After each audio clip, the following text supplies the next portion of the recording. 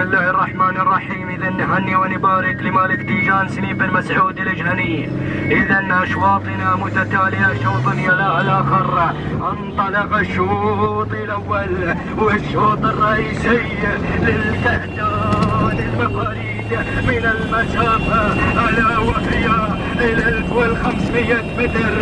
إذا نسير وننتقل وياكم سويا إلى المقدمة وإلى الصدارة لنرى هنالك جبار جابر بن سليم الجهني من يقدم لنا جبار على المقدمة وعلى الصدارة. المركز الثاني مرحبا مرحبا مرحبا بالاتحادية ومالك الاتحادية يا بن أحمد بن غنيم الجهني.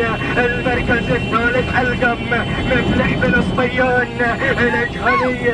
المركز الرابع من يتقدم هنالك متعب مطر بن محمد الجهني.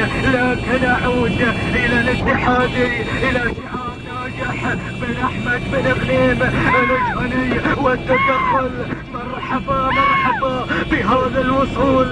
وصل النادر سالم بن عوض الجهني. وصل شعار بوحواد من غير من خامس المراكز إلى المقدمة.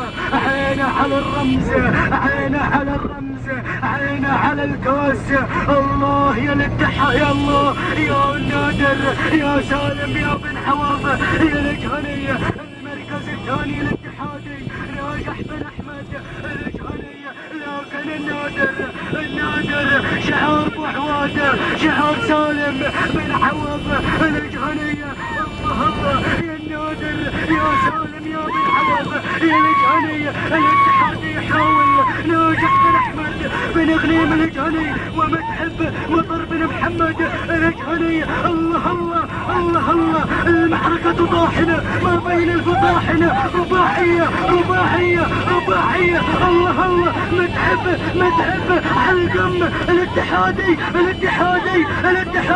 لكن تهانينا والنماس لمالك متحب مطر بن محمد الجهني. المركز الثاني الاتحادي ناجح بن احمد بن غريم الجهني. المركز الثالث هنالك علقم مفلح بن صبيان الجهني. اذا تهانينا والنماس لكل الفائزين وحظنا وفضل من لم يحلف والحظ.